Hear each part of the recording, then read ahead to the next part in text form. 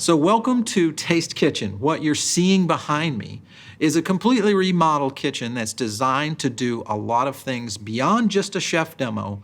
We're gonna be doing wine demos, we're gonna be doing product features, menu items, brand releases, all sorts of things that are culinary and driven. Today we're gonna be talking about the the top 100 wines from Wine Spectator. And with me, I've got Emily Wines of Cooper's Hawk.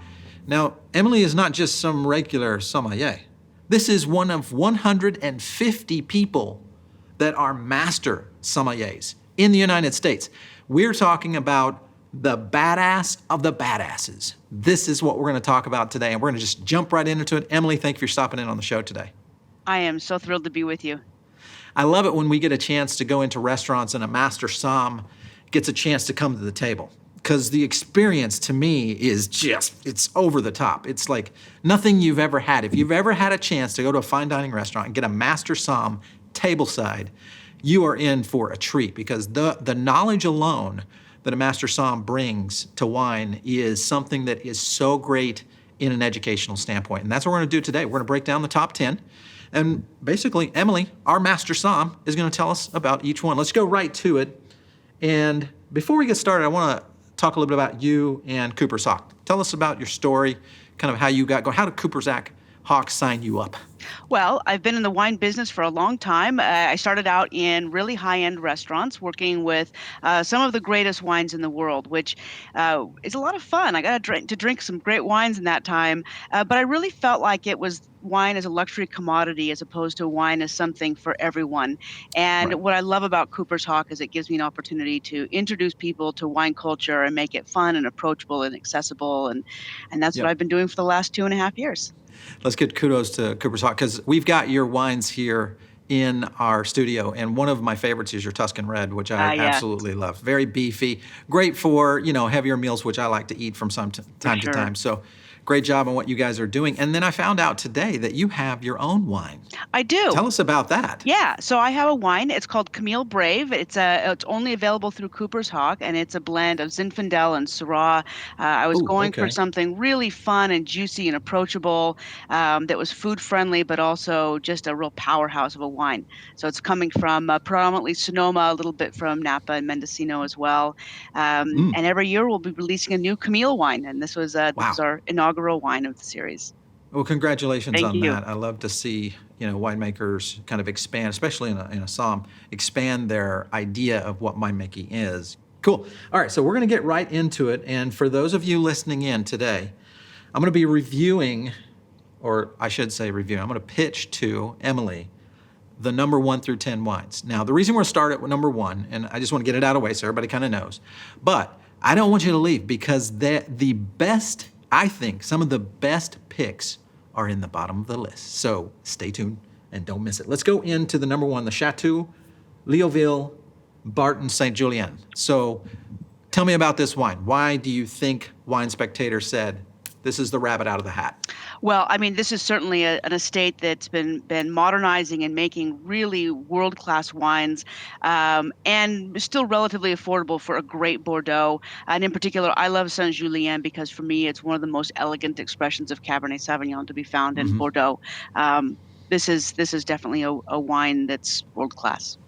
Do you feel like when you look at French wines and European wines for that matter, why do you feel like the American palate is so attached to these particular vineyards?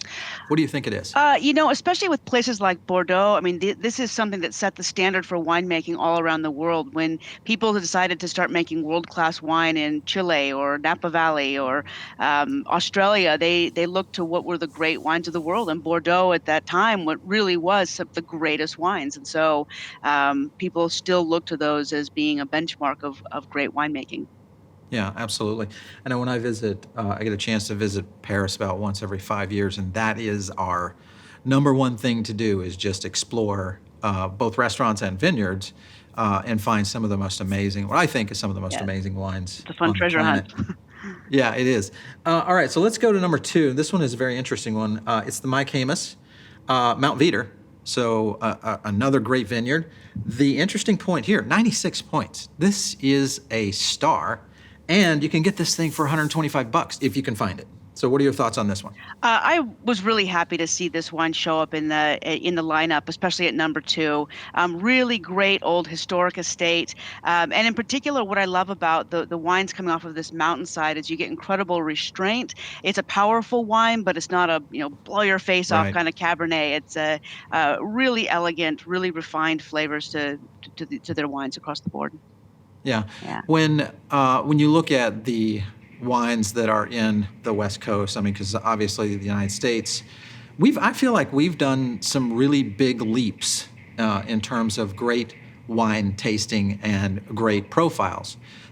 Your thoughts on that wine by itself, of why it kind of sets the pack? Because it's the top, is it the top American wine? I believe it is. Yeah, the top American Yeah. wine.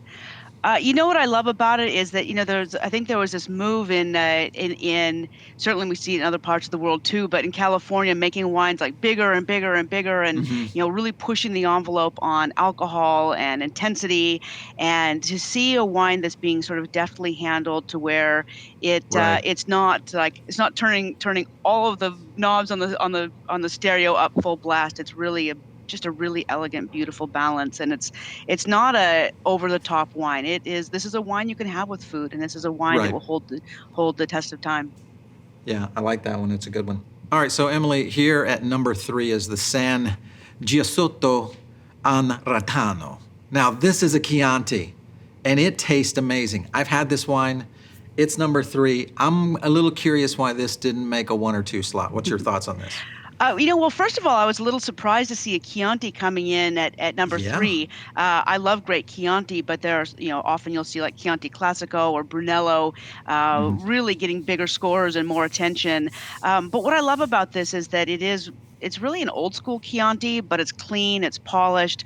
This estate's been around since the early 1900s. 1914 was, I think, their first vintage, and it's really great to see a nod to a great old estate like this. That's again not making anything that's too modern. They put a real emphasis on organic winemaking, which you're seeing a lot more of. All over the world, people are talking about this, but don't forget that Italy was the home of the slow food movement, and absolutely. They're very passionate.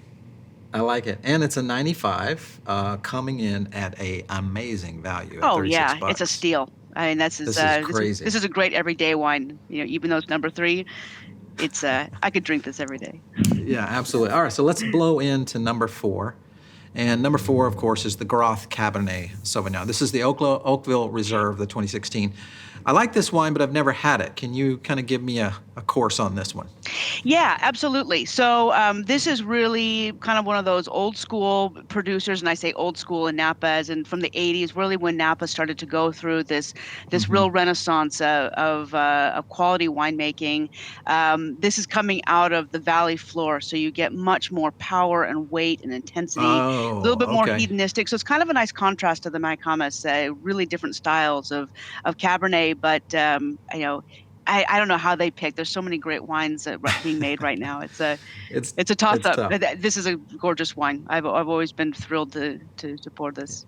Yeah. All right. Yeah. Let's move on to number 5. All right. This is one of those wines when you look at the Roederer estate, Brut, Anderson Valley, L'Hermitage. Again, a Brut, even though it's a 2012, I was a little skeptical on this one. I didn't see this one as a top 10. What were your thoughts there? I've always been pretty happy with Roederer, and this is a great champagne house, and representing in California. They make great wines. They're solid.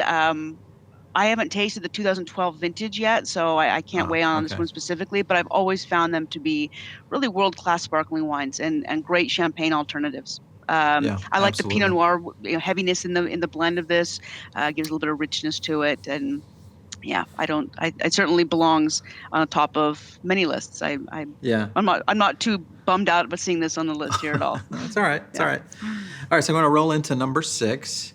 And this is where I think the list gets interesting. So the Château for sure. de Beaucastel. I mean, this is what I would consider one of my favorite wines. What are your thoughts on this Yeah, one? absolutely. To me, this is always a really unique Châteauneuf-du-Pape because it's very different from what you typically expect out of Mm-hmm. wines from this region, where often you see Grenache really leading the charge in the blend. Right. In this wine, it's Syrah and Mourvèdre. I've always found Beaucastel to have a real pepperiness and gamey quality. It's herbal. It's got a wildness to it, as opposed to kind of the plumpness and Right. Yeah. fruitiness that you typically would expect for Châteauneuf-du-Pape. Yeah. But yeah, I mean, that's a world-class producer. It's one of the greatest of Châteauneuf-du-Pape. So Yeah. it belongs in Great this point list. award. It is on the high end as far as if you're going to Yeah. spend $100 on a bottle. So you have to be aware. If you are a wine connoisseur, it's not a problem. But for some people, and Right. that's where when we look at wine here on Foodable, the idea is much like you, is how do we make awareness of wine for drinkers to to get more approachable. And some of these wines, they're tough. When you're at a 97-point wine, that's Right. got to come in at a heavy price tag. Totally. So, Well, the good thing is um, with producers like this is that they make the whole range of wines. And so, you don't have to spend the big bucks for the top tier wine. For an entry level drinker, the Côte d'Aron from the same producer, from the family uh-huh. Perrin, that there's great values to be found there. And I think that that's a fraction of the cost, and at least gives you a sense of place in the same way. Right. Moving on to number 7, and this is the Ramey. Yeah. Really love Napa Valley. This Chard is, when you look at the Carneros and what they've done with many of their wines, this is a great Chardonnay. I just think the taste profile of this thing is just amazing. It's off the charts. Totally. I actually just had this wine last night, and it is like quintessential great California Chardonnay. Right. Really beautiful and creamy and lush, but just with this bright, piercing acidity behind it. It has that kind of pineapple cake character that I always Uh-huh. find in Napa Yep. Chardonnays. Yep. It's gorgeous wine. It It is a it beautiful is wine. what Chardonnay should be. And one that is a great value when you look at Yeah, $65. for sure, for sure. When you look at those, to me, I think the wine buyers, the average Joe is going to pick that wine and feel, hey, listen, I just bought a top 10 wine Yeah, in the world. and it drinks like a top 10 wine. That's Yeah, a big deal. for sure. So great job there. All right, so let's move to 8. Yeah. Now we're getting into, again, the Pichon Baron. I felt like this was a good wine. It's a good wine. I've had it before. Your thoughts on this one, though, because it does have a very unique flavor profile. It does. I mean, I think that this wine is really good. And again, there's just so many great Bordeaux's. It's again, it's sort of a little bit of a toss up as to how do you pick what are the greats in Right. this mix. It's not a cheap wine. It's No. it's not too badly priced compared to other second growth and certainly first growths from the same vintage. Mm-hmm. It's solid. This is like benchmark Bordeaux, and this is what Yeah. people around the world wish they were making. All right, excellent. Well, I am here with Emily Wines, and we are reviewing the top 10 wines from the Wine Spectator list. We are number 9, and this is one of my favorite vineyards, and that's the Penfolds. Yeah. Penfolds, unbelievable, the Barossa Valley, one of my top wines. Why is this at number 9? Well, Tell me that. Penfolds is great. I mean, that's these are benchmark wines again, for the region. And what I like about this is it's sort of like baby Grange. Grange is pretty unattainable for a lot of people, and this Right. is still not a cheap wine, but No. it certainly has something that has that power, the ageability, and it's just not quite as expensive. So Yeah, 96 yeah. point wine, though, you cannot. I mean, Yeah. that's a serious Good luck finding it bottle. now. Yeah, it's Yeah. untouchable. When we were doing our research, trying to find just one of these top 10s is impossible. So we had to kind of Yeah, I reformat bet. to say, I okay, well, bet. let's go into our premium. All right, so here we are at number 10.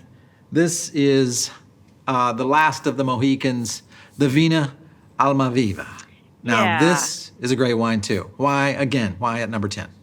I mean, this is a pretty cool wine. I mean, this sort of like Opus One, Oh, that's a good Bordeaux comparison. producer reaching into the New World. This is one of these wines from Okay. Baron Philippe Rothschild in Chile, bringing Bordeaux winemaking sensibility to the New World. And again, these are great wines, and they How did age they very get well, and they are kind of the best out of Chile. Yeah. So How did they get 15,000 cases out of this vineyard?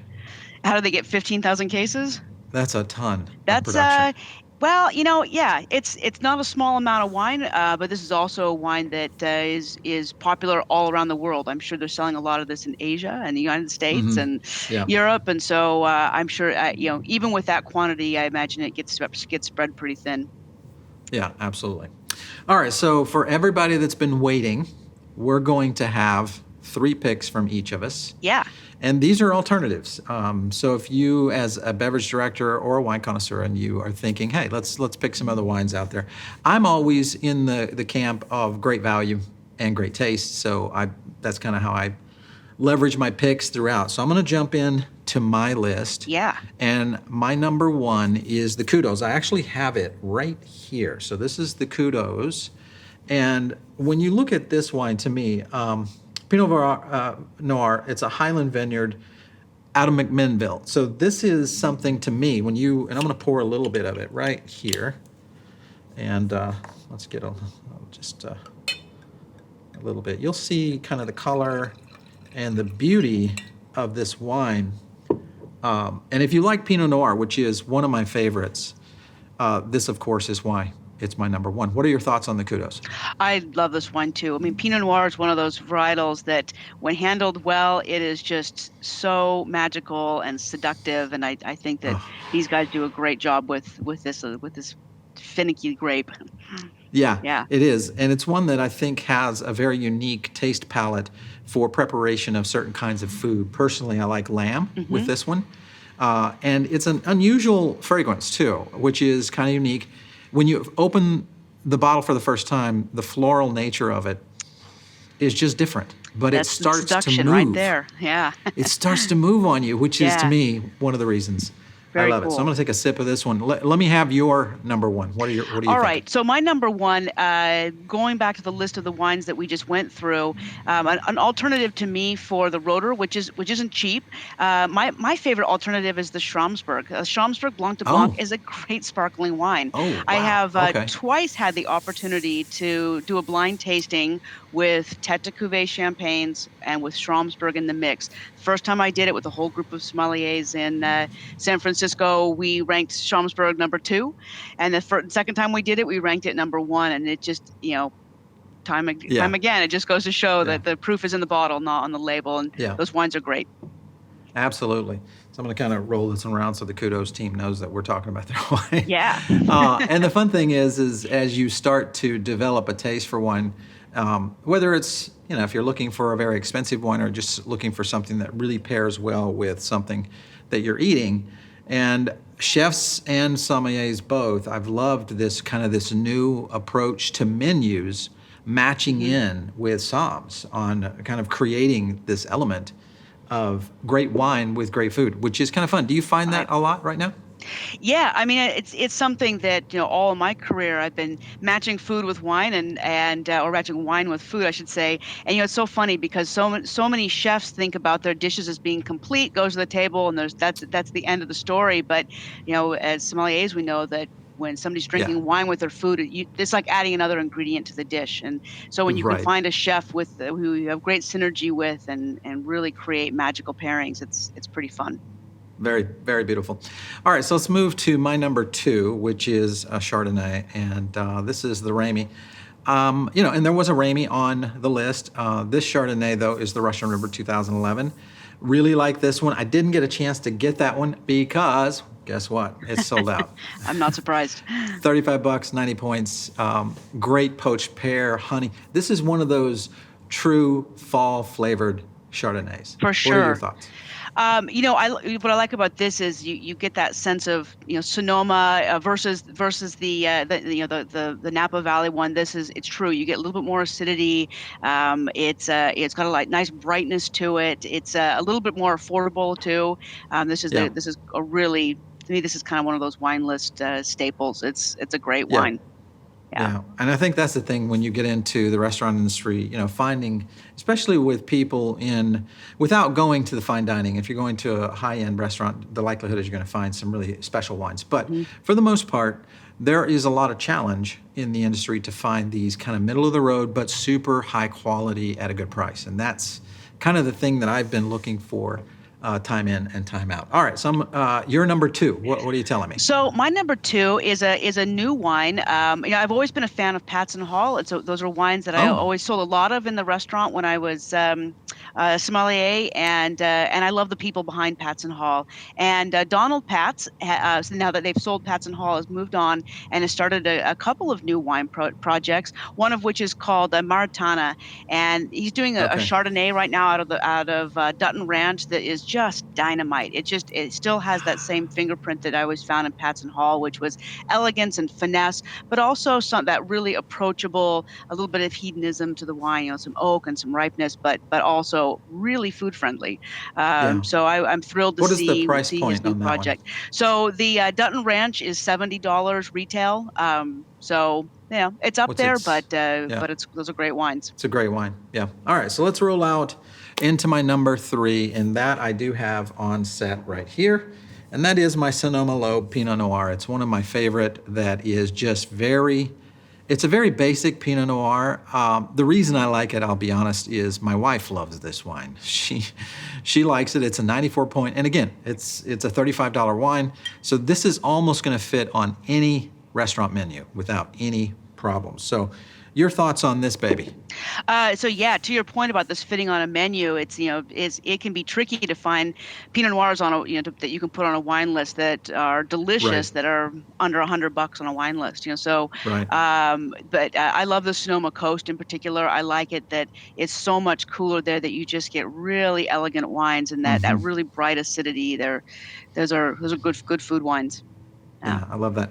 All right, so we're on our last wine of the day. It is your number 3 pick, and what are you going to surprise us with?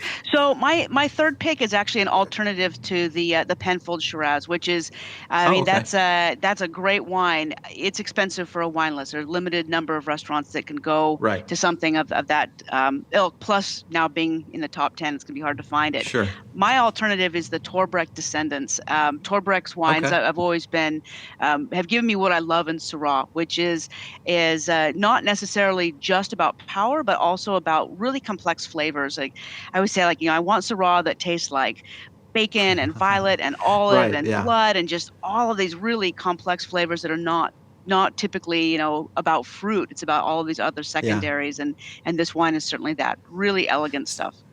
Yeah, Syrah is definitely an interesting wine when you look at whether you like Pinots or Cabs or. If you are into the Shiraz, it's a very interesting one for sure. Yeah. So nice pick. Okay. Thank you. Emily, great news here. We are going to release this out there. It's going to have, a couple million views, I'm sure of it. Let's hope anyway. Get my Torbreck while I'm at it. There you go. Yeah. Any last mentions for Cooper's Hawk? What's new? What are you guys doing? Well, we just opened up our newest location in Chicago. It's our 41st restaurant. It's the first time that we've done a wine list that has non-Cooper's Hawk wines. So we have about 1,500 selections, and it's been fun to play back in the very big world of wine and still introduce people to these luxuries, but through the voice of Cooper's Hawk, which is very exciting. I like that. Yeah. Congratulations, because Chicago is a great place for wine connoisseurs. I've noticed some of my best friends live in Chicago. Probably they're my go-to people when I'm calling up to say, hey, tell me what you think about this. Yeah. So that's cool. Thanks again for stopping here on Taste Kitchen. We have broken down the top 10 Wine Spectator wines of 2019, and we've done it with a Power Pro, and that's Emily Wines of Cooper's Hawk. So we want to, of course, thank her for her great insights. Emily, I can't wait to see more coming from you guys out there. So thanks for stopping in today. Cheers. All right, so for all of you that are listening in, or maybe you're watching this on YouTube or catching it on a podcast, make sure and give us some thumbs up, some likes. If you have an idea for Taste Kitchen, send it to us, and you can do that just by sending an email to producer@foodabletv.com. We'll definitely be in touch with you in case you have somebody, like a chef, a wine connoisseur, maybe a master somm right here for this studio. We'll catch you soon. Thanks for watching Taste Kitchen.